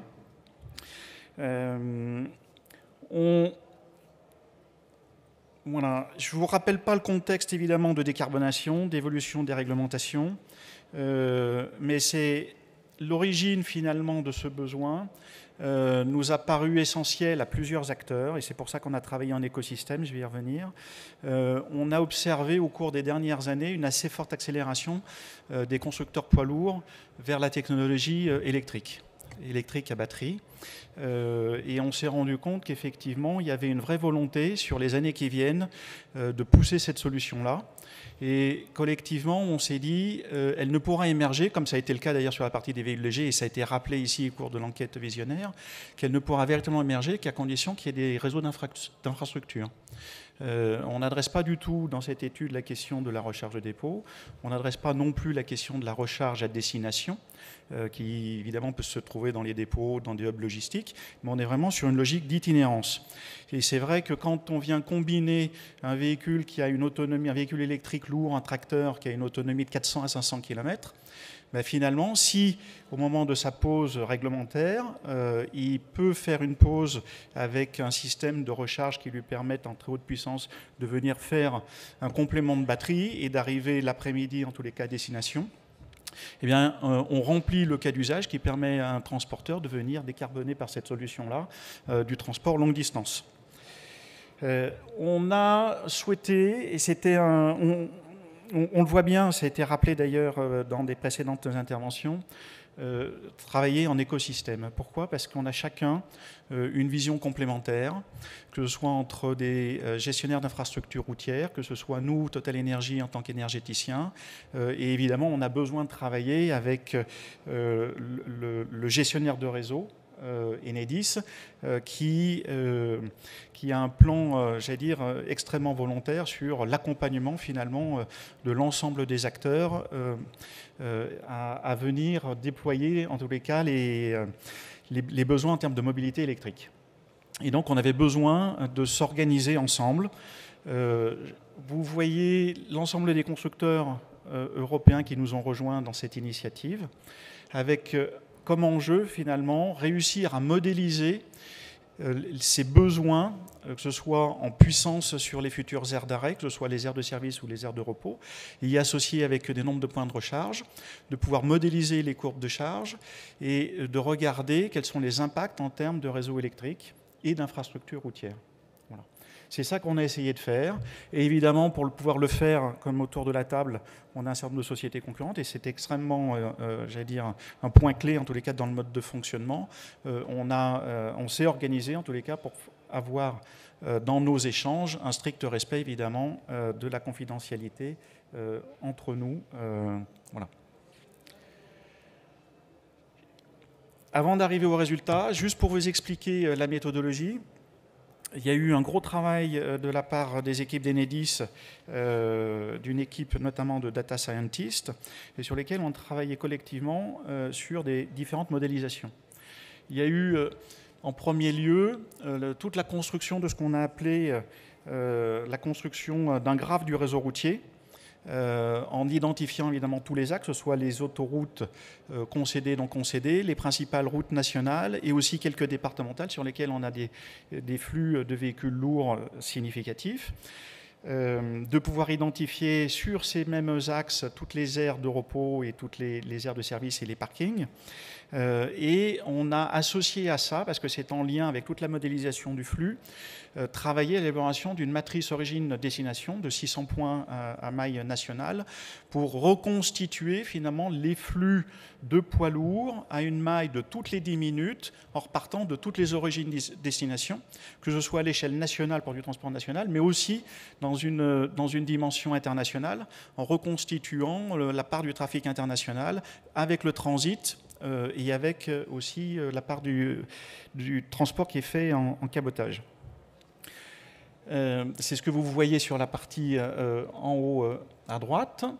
On a travaillé à la définition d'une technologie de poids lourd, tracteur, 100% électrique, avec des niveaux de performance à 2030, un niveau de performance légèrement amélioré à 2035, et avec des scénarios d'électrification. On a un scénario qui a été notre scénario central, qui est le scénario O, sur lequel, à horizon 2035, on a une part sur l'ensemble du parc roulant véhicules lourds en véhicules électriques de 30%, et sur la partie du longue distance, un taux d'électrification des trajets qui est de 25%, ce qui veut dire qu'un trajet sur 4 à cet horizon-là, en tous les cas dans ce scénario-là, 25% des trajets sont réalisés par des tracteurs PL, BEV. Et puis un scénario médian, où on a un taux de pénétration qui est de 20% au lieu des 30%, et puis un taux de trajet électrique qui est à 15% au lieu des 25%, et puis un scénario bas. Ce n'est pas des scénarios probabilistes. Ce qu'on a regardé, c'est finalement dans un scénario qui est jusqu'où, en tous les cas, en fonction de l'ambition d'un certain nombre d'acteurs, dont les constructeurs poids lourds, qu'est-ce que ça signifie finalement en termes d'infrastructure, de puissance et de nombre de recharges et de points de recharge qu'il va falloir déployer. En complément, parce que c'est extrêmement important, c'est aussi de la manière dont, quand un poids lourd part le matin de son dépôt batterie pleine, qui fait ses 4h30, ça c'est un scénario de pause et puis il repart pour l'après-midi, on voit qu'il y a d'autres, dans l'usage en tous les cas ou dans la pratique, d'autres cas de figure où on a des pauses qui sont plus morcelées, avec des pauses de 15 minutes ou des pauses de 30 minutes, et c'est ça qu'on a essayé de modéliser aussi, en tous les cas sur base de toutes les données statistiques qu'on pouvait avoir sur le sujet. Donc une fois qu'on a fait ça, ça nous permet, ou ça permet aux équipes d'Enedis, et je te passe la parole Pierre. Voilà, donc bonjour à toutes et tous. On a des résultats, mais alors on va aller vite là parce que c'est un peu un teaser, hein, vu qu'à 16h30 on fait la présentation de l'ensemble des résultats de façon plus précise, je crois, sur le stand de Total Energy. Mais en tout cas, on a des... Donc là aussi, hein, comme sur l'étude précédente, tout est discutable, on a pris un jeu d'hypothèses, etc. Je note en passant d'ailleurs que notre scénario haut, 30% de véhicules lourds électriques en 2035 est peut-être un petit peu moins allant que ce qu'on a vu avant, puisque dès 2030, on était autour de 30-35% dans les scénarios d'avant. Par contre, je pense que si on prolonge, et on prolongera derrière 2035 ce qu'on a fait, on aura certainement beaucoup moins d'hydrogène, mais je le dis en passant, que ce que j'ai vu tout à l'heure. Mais bon, ça c'est bien, c'est pour ça, ça fait partie des choses qu'il faut avoir en nombre des études pour éclairer l'avenir, pouvoir en discuter et puis voir comment les choses risquent de se passer de façon à s'y préparer, puisque le maître mot, c'est bien l'anticipation, en particulier pour nous, les gestionnaires de réseau. Si on fait tout ça, c'est pour s'assurer qu'on a une bonne vision en avance et suffisamment en avance de ce qu'il faudra comme puissance ici et là, de sorte que en s'organisant bien, mais on a un peu d'entraînement parce qu'on a pas mal réussi quand même sur la mobilité légère, hein, sur les autoroutes, collectivement, hein, je dis on, avec les aménageurs, avec les CPO, on a une première phase d'équipement des autoroutes pour les véhicules légers qui s'est bien passée. Alors ces résultats rapidement, on a donc... Vous voyez, je vais commencer par en bas à droite, 3,5 TWh. Donc ça, c'est les besoins, enfin c'est l'estimation de la consommation qu'on aurait sur cet usage recharge grande distance sur les grands axes routiers des poids lourds. C'est significatif. Maintenant, si on le ramène à la consommation française en 2035, qui sera selon le scénario de référence d'RTE de l'ordre de 615 TWh, on voit que voilà, c'est de l'ordre de 5%. Et c'est surtout par rapport à la consommation de la mobilité électrique légère au même horizon qui sera à peu près 10 fois ça, ça reste modeste. La puissance maintenant qui est la grandeur qui est dimensionnante, hein, pour le système électrique, à la fois en moyen de production, puisque ce qu'il faut c'est passer le pic, et qui est dimensionnante aussi pour les réseaux. 1,1 gigawatt, ça c'est le maximum qu'on atteint sur la courbe de charge sur l'année, hein, du modèle. Ça se passe quelque part en décembre, vers midi. Oui, c'est un pic significatif, mais là encore, par rapport 1,1 gigawatt, mais par rapport au pic national de la courbe de charge nationale, qui se produit d'ailleurs plutôt en janvier, et plutôt vers 18 h et qui est de l'ordre de 90-100 gigawatts, on voit que ce n'est pas non plus quelque chose de complètement effrayant. Mais l'autre catégorie de résultats, c'est le nombre d'infrastructures de recharge. Donc là, c'est plus de l'aménagement. On quitte le réseau de distribution et les raccordements et on va sur l'aménagement des aires elles-mêmes. 10 000 points de charge, alors CCS pour les spécialistes. Donc là, on est à des puissances qui peuvent aller jusqu'à 300-400 kW. C'est de la recharge rapide. CCS. Recharge lente au dépôt. Alors au dépôt, on n'est pas au dépôt, mais on est sur certaines des aires, des cas d'usage, comme tu l'as montré avant. C'est des poids lourds qui vont se recharger de façon plus lente avec des puissances modérées. Donc 10 000 points de charge sur à peu près 500 aires, ça fait une vingtaine de points de charge en moyenne sur ces aires. Et puis, il faudra des points de charge rapides. Alors, pour les poids lourds, vous savez qu'il y a la norme maintenant MCS qui est sortie, mais là, on est sur des puissances qui peuvent aller jusqu'à 600-800 kilowatts et même 1 mégawatt à terme. Et là, 2200 points de charge, ça en fait, je crois qu'on s'était dit, 5-6 en moyenne par aire.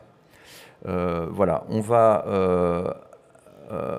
sur le point suivant. Là, c'est un point qui est important aussi pour attirer l'attention sur...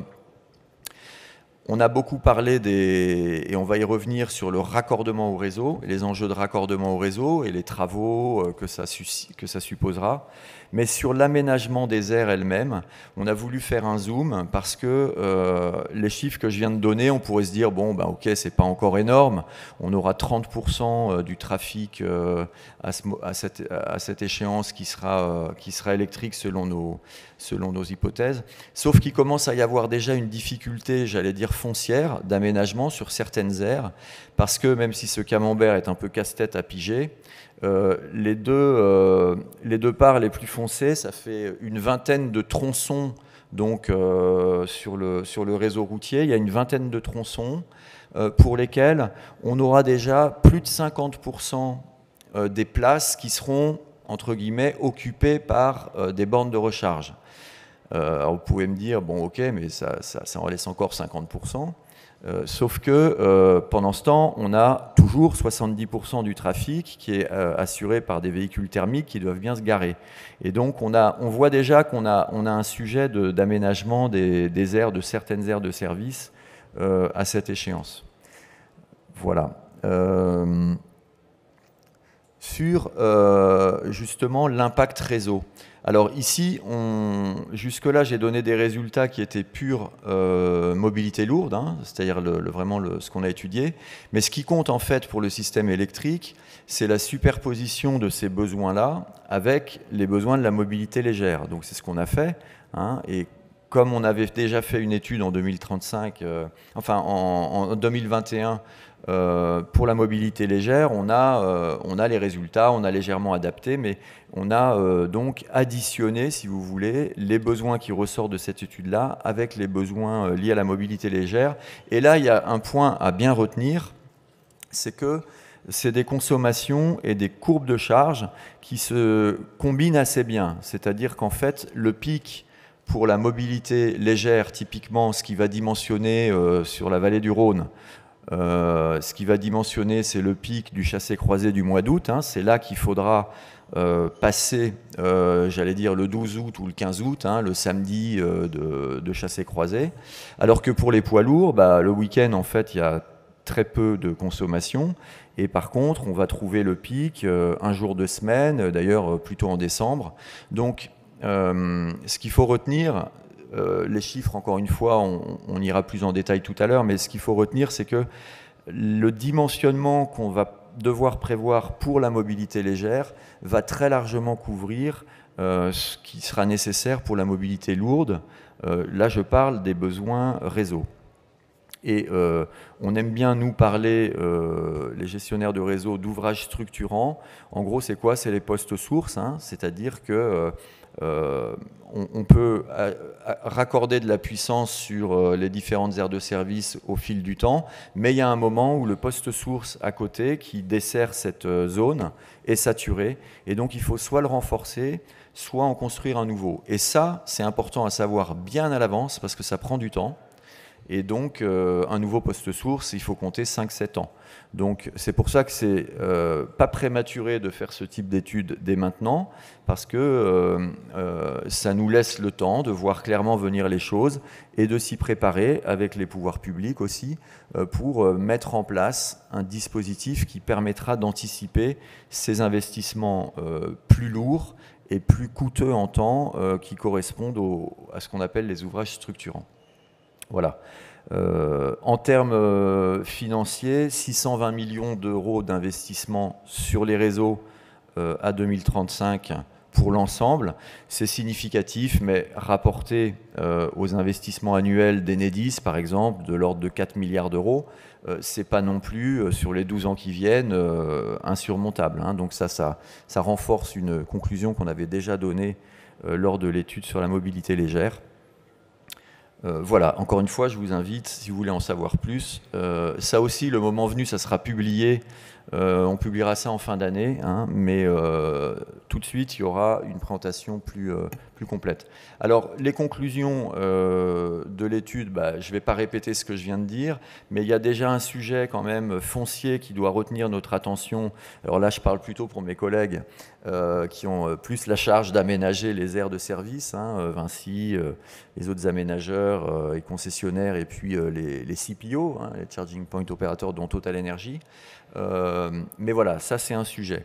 Deuxième sujet, anticiper. Je l'ai dit, il y a des travaux qui vont prendre du temps, qui ne sont pas insurmontables du tout techniquement, ni même en termes de financement, mais qu'il faut prévoir suffisamment de temps à l'avance, parce qu'il y a toute une partie permitting qu'il faut prévoir. Et là, il faut bien qu'on continue à travailler ensemble de façon à être au rendez-vous le moment venu.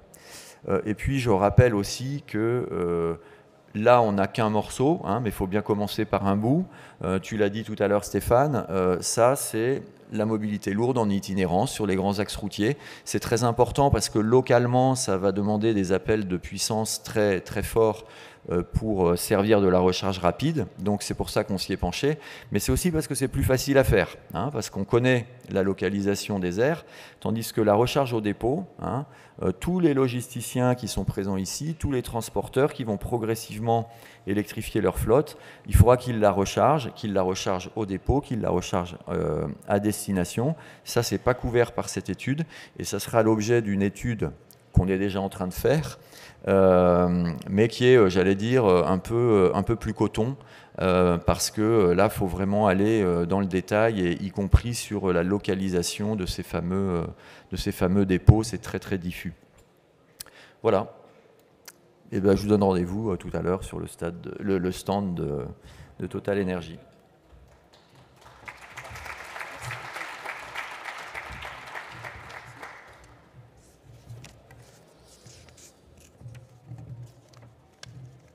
Alors je vous propose de terminer cette plénière qui passe très vite, et avant de conclure avec Didier tout à l'heure, à une table ronde. Donc je vais demander de nouveau pour cette table ronde à Stéphane Chambon de venir me rejoindre, Louis Dupaquier et donc Cyril Roger également de Michelin que nous avions tout à l'heure.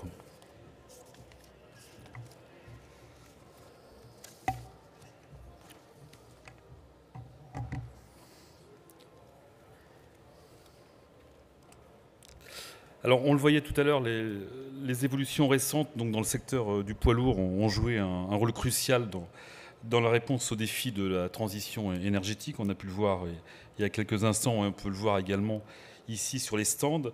L'adoption d'un mix énergétique comprenant l'électrique, le gaz, l'hydrogène ou encore les biocarburants et l'intégration de technologies de pointe ainsi que la promotion des pratiques logistiques durables sont autant de facteurs qui contribuent donc à verdir l'industrie des véhicules industriels.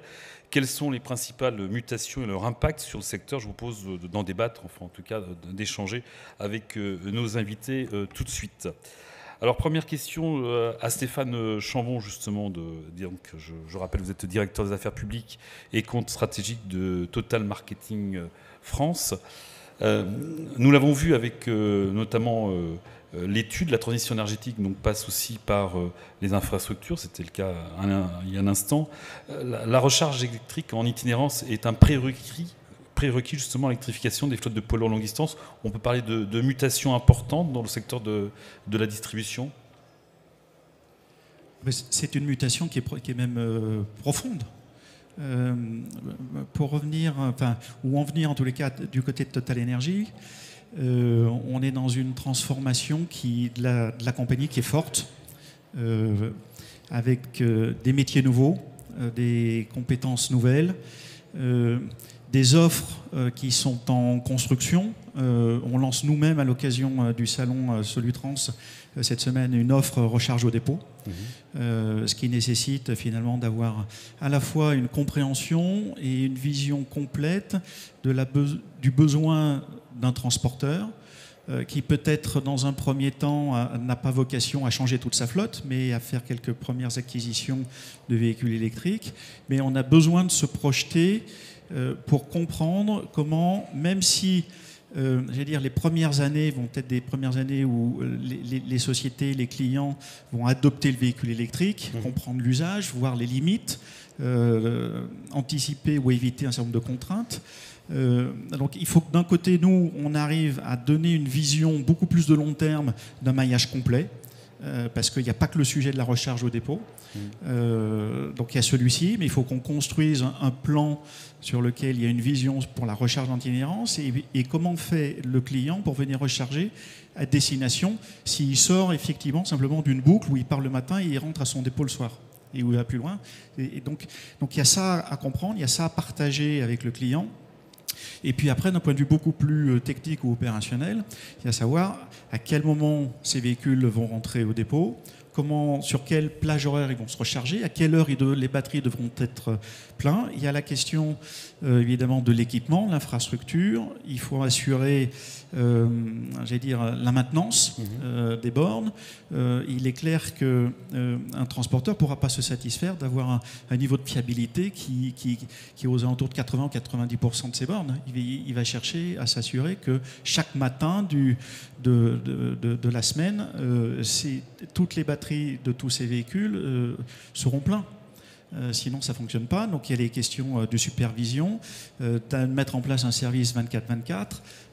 Et puis, il y a la question aussi du prix ou du coût à la fois de ce service-là, mais aussi il y a le coût de l'électricité à l'intérieur. Et on a pu observer au cours des derniers mois une forte volatilité, en tous les cas, ou d'impact, en tous les cas, sur des prix des énergies, en particulier l'électricité. Donc comment est-ce qu'on fait pour construire des modèles dans lesquels, dans nos offres, on donne là aussi de la visibilité à nos clients transporteurs pour qu'ils aient un minimum de garantie sur leur futur coût d'exploitation. Louis Dupaquier, en termes d'infrastructure, il y a également, on peut parler de mutation. Est-ce que la décarbonation justement a un impact sur les infrastructures mêmes, qui était pour notamment les transporteurs, les routiers, un simple grand ruban aujourd'hui va accueillir de plus en plus justement d'infrastructures, de recharge, etc. Alors oui, effectivement, le lieu majeur de cet impact, ça va être d'abord les aires de service. Alors on peut dire que le futur est déjà là, puisque il y a déjà des impacts du côté de la mobilité des voitures, du côté de la mobilité légère, avec les premiers déploiements de stations de recharge pour voitures électriques sur l'ensemble des aires de service du réseau autoroutier concédé. Sur les poids lourds, ça va être une autre dimension. C'est-à-dire que, en fait, vu l'équipement des parkings poids lourds d'aujourd'hui sur nos aires, on a en gros des places qui sont rarement traversantes et qui sont toutes collées les unes aux autres. Donc en fait, à partir du moment où vous voulez mettre des places traversantes avec un petit îlot central entre les places pour poser une borne, en caricaturant un peu, on va perdre une place sur 3. Ça veut dire qu'au premier ordre, c'est un peu ce qui était également pressenti dans la présentation qui avait été faite par Total Energy et Enedis avant. Mais on a un gros enjeu de réaménagement des aires. En fait, nos aires de service, du fait de la mobilité électrique, elles vont devoir complètement se transformer dans la dizaine d'années à venir ou la quinzaine d'années à venir, à la fois sur les problématiques de mobilité légère, mais surtout de mobilité lourde, où vraiment, si c'est le poids lourd électrique qui s'impose massivement, ou en tout cas même un peu fortement dès 2035, on voit bien qu'on va avoir des réaménagements très importants de ces aires, puisque c'est les lieux habituels d'arrêt des chauffeurs. On peut parler de refonte ? Effectivement, alors c'est plus qu'une refonte, parce qu'on est un peu obligé de tout casser quand on refait... Structure et investissement, quoi. Exactement, on le voyait tout à l'heure. Avec des gros investissements. Il faut aussi parler des autres énergies. Alors ce qu'il y a de plus simple finalement, c'est les biocarburants, puisque finalement on peut réutiliser les infrastructures existantes. Mais il faut aussi des stations de GNV. Alors compte tenu de l'autonomie des poids lourds GNV, il en faut moins. Ça c'est la bonne nouvelle, mais il en faut quand même quelques-unes bien maillées sur les réseaux. Et puis demain, il faudra également des stations d'hydrogène. Alors là, l'hydrogène, un vaste sujet, parce que s'il y a vraiment beaucoup d'hydrogène, il sera difficile de transporter l'hydrogène. Donc il faudra carrément des électrolyseurs sur les airs dans certains scénarios de long terme. Donc oui, effectivement, une grande transformation de l'infrastructure. Puis je dirais peut-être un dernier mot, là on a beaucoup parlé du volet air de service, mais il y a également des technologies qui sont extrêmement intéressantes pour la mobilité électrique, qui sont les technologies de recharge dynamique, qui plutôt que de mettre de grosses batteries dans un poids lourd, on met une toute petite batterie et on l'alimente en continu avec des caténaires du rail ou de l'induction.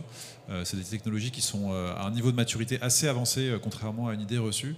On va notamment faire un test chez Vinci Autoroute sur l'autoroute A10 à la fin de l'année prochaine ou au début de 2025 pour faire recharger tout type de véhicules qui roulent sur l'autoroute en conditions réelles. Donc voilà, l'infrastructure, le ruban, comme vous l'appeliez, va lui aussi se transformer. Bon, on aura l'occasion de reparler des infrastructures avec l'URF. Donc ça sera jeudi lors d'une grande conférence d'1 heure et demie justement sur les infrastructures. Cyril Roger, on l'a vu, donc le pneumatique évolue très vite du point de vue sur le plan technologique. La transition énergétique justement accélère ce processus aujourd'hui ? Oui, forcément, parce que le pneu se doit d'accompagner toutes ces mutations qu'on voit sur le marché. Donc, on l'a vu, le pneu doit faire sa révolution aussi en termes d'impact environnemental. On doit accompagner aussi, alors même si pour finalement un véhicule électrique ou un véhicule thermique, pour nous, ça ne change pas grand-chose. Finalement, on sait qu'on entend dire qu'il faut des pneus spécifiques pour les véhicules électriques. En fait, pas forcément. Aujourd'hui, on doit surtout avoir des pneus qui, pour un véhicule électrique, sont des pneus qui portent un peu plus de charge qu'un pneu pour véhicule thermique. Mais c'est simplement la dimension qui change finalement, puisque la plupart du temps, des freins sont plus gros. Et on voit apparaître aussi les besoins d'avoir des pneus qui sont un peu plus orientés toute saison, de façon à pouvoir aussi accompagner les changements climatiques, parce que c'est pas toujours évident de gérer, en particulier pour des patrons de flotte, d'avoir à gérer des pneus été et des pneus hiver quand ça existe. Et donc le besoin d'avoir de la mobilité all season est aussi important. Donc, mais le principal, c'est surtout d'accompagner toute cette transition avec des pneus qui sont plus économes en énergie, et ça c'est vraiment très très important. Stéphane Chambon, revenons sur l'investissement, on en parlait tout à l'heure. C'est un peu plus d'investissement, on le devine, on l'a vu aussi à travers l'étude, que pour l'automobile, la décarbonation, pour le transport routier, pour les poids lourds. En fait, on a une complexité à gérer sur la partie des véhicules industriels, c'est que, et ça a été très bien montré, j'allais dire, dans l'étude visionnaire, c'est qu'on a une multiplicité, j'allais dire, des types de véhicules et des cas d'usage, qui fait qu'il n'y a pas une solution unique, universelle, qui va convenir à tous. Donc, on a un sujet d'identification, évidemment, de ces différents cas d'usage, avec type de véhicule, et de pouvoir apporter et développer des infrastructures et des réseaux qui sont propres à chacun. Et on a vu, on a aujourd'hui des carburants qu'on pourrait qualifier de matures, que ce soit à la fois des biocarburants, que ce soit du bio-GNV. Aujourd'hui, on a des réseaux, il y a un peu plus de 200 stations-service ouvertes au public qui délivrent du GNV ou du bio-GNV. Peut-être faut-il compléter encore un petit peu le maillage, mais en tous les cas, il faut que le maillage s'adapte au parc de véhicules. Et associé à ça, en parallèle, il faut qu'on développe les réseaux d'infrastructures pour l'électrique, et puis demain, préparer, en tous les cas, des stations à hydrogène. Donc on a cette complexité-là.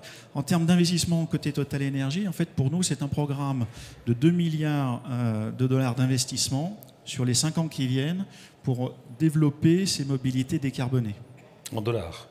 En dollars. D'accord. Bon, on n'est pas très loin de l'euro après.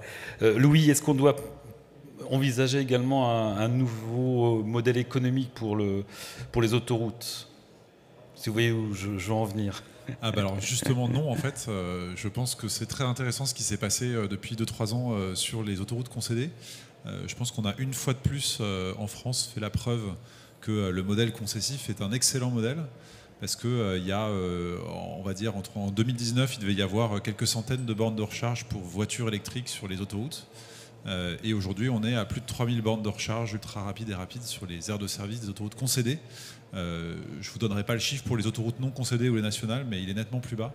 Donc je pense qu'on a fait la preuve collectivement, que ce soit avec Enedis, que ce soit avec les CPO, les opérateurs de bornes comme Total Energy et Vinci Autoroute et les autres sociétés concernant d'autoroutes, que justement en fait le modèle concessif c'est un excellent modèle quand on est dans une période où il y a un déficit public qui se creuse, des taux d'intérêt qui remontent et un État qui a de plus en plus de mal dans un cadre fiscal stable à développer des investissements par la dette publique. Donc je pense qu'au contraire le modèle concessif est un formidable outil pour déployer des investissements massifs qui en plus se font sur des longues périodes, puisqu'on voit bien, hein, c'est pas des investissements dans les 2 prochaines années, on parle des 10, 15, 20 prochaines années, voire plus.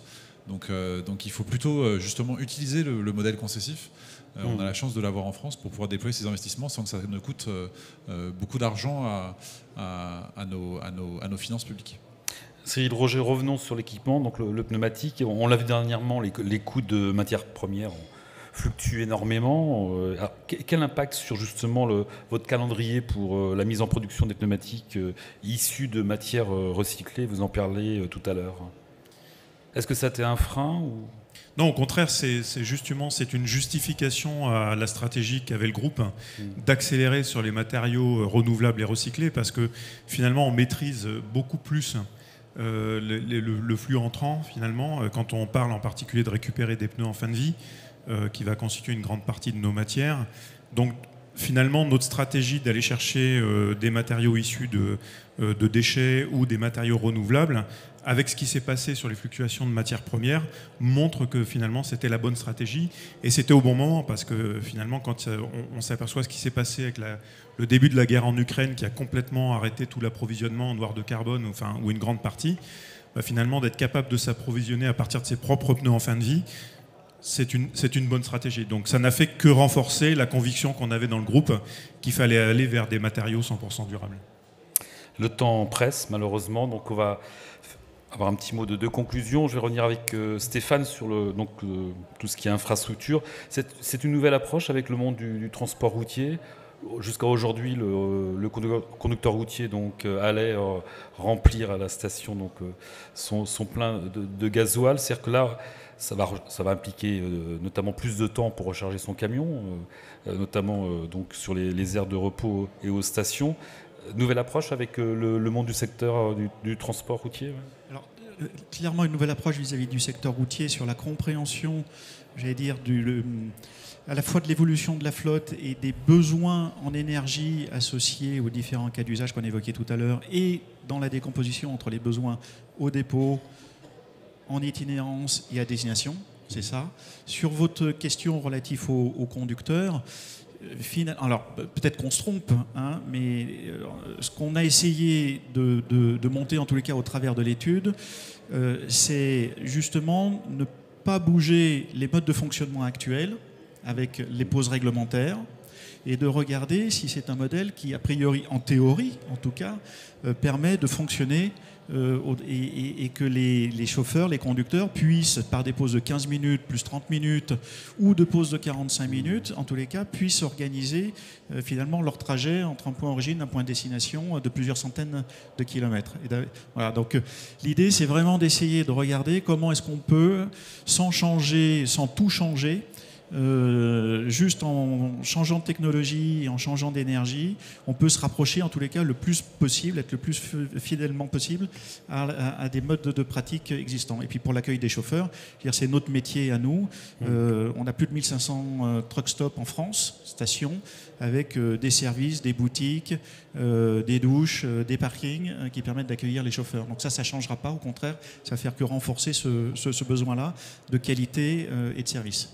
Louis Dupaquier, on voit l'autoroute évolue également très vite. On parle de projets d'autoroute électrique. Vous allez passer d'exploitant de réseau routier à fournisseur d'énergie demain ?